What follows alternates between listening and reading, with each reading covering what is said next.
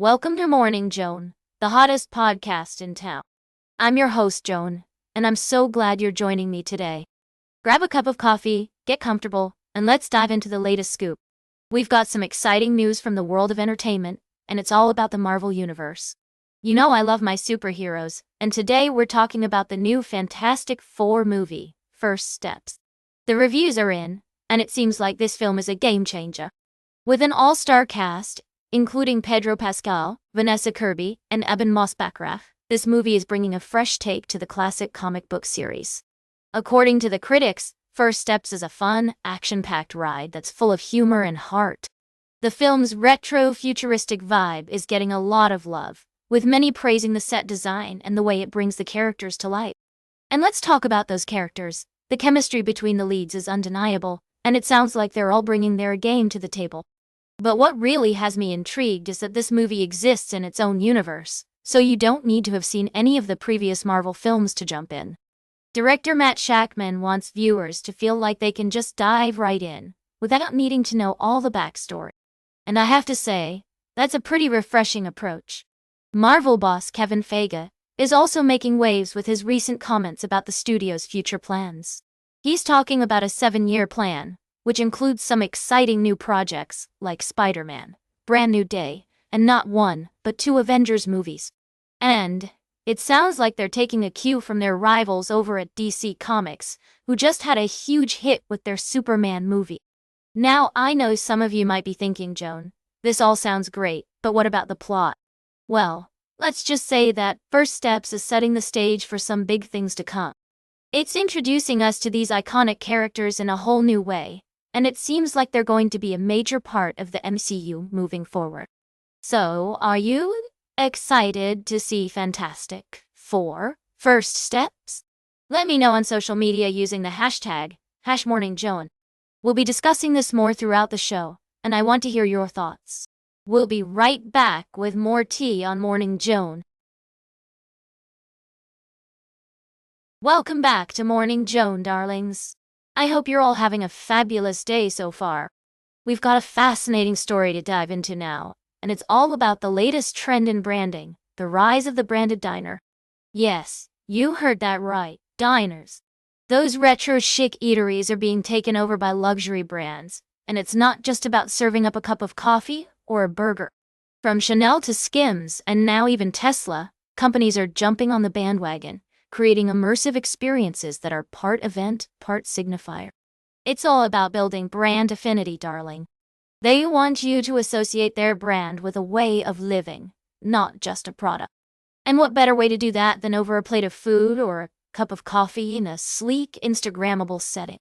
Now, I know what you're thinking. What's the big deal about branded diners? Well, let me tell you, it's not just about selling merchandise or pushing a particular product. It's about creating an experience that makes you feel like you're part of something special. And that, my friends, is worth its weight in gold. Take Tesla, for example. Their new diner in LA is like stepping into another dimension. Curved silver facades, booth seating fit for a spacecraft, and even Optimus robots serving popcorn. It's like a futuristic dream come true. And the best part? You can grab a burger in a box shaped like a Cybertruck. I mean, who wouldn't want that? But here's the thing. This trend isn't just about flashy designs or gimmicks. It's about building a connection with consumers on a deeper level. Brands are realizing that people don't just buy products, they buy into lifestyles, values, and experiences. And if you can create an experience that resonates with your target audience, well, and you've got a winning formula. Now, I'm not saying it's all sunshine and rainbows. There are plenty of critics who say this trend is just a bunch of hype, a way for brands to distract us from the real issues. And maybe they're right. But one thing's for sure, branded diners are here to stay, at least for now. So, what do you think, darlings? Are branded diners the future of marketing, or just a flash in the pan? Let me know on social media, using the hashtag #MorningJoan. And if you're feeling adventurous, go check out one of these diners for yourself. Who knows, you might just find yourself sipping coffee with Lil Nas X at the Chanel Lucky Chance Diner. Stay tuned for today's last cup of tea right here on Morning Joan. Welcome back to Morning Joan, everyone. We've had an amazing show so far, and I'm excited to wrap it up with a special segment that's all about the magic of Disney. If you're a fan of Mickey Mouse, Disneyland, or just love staying up to date on the latest entertainment news, then this is the part of the show you won't want to miss. So, let's dive right in and talk about the newest addition to the Walt Disney World family, Disney Starlight, a nighttime parade that's already stolen the hearts of many.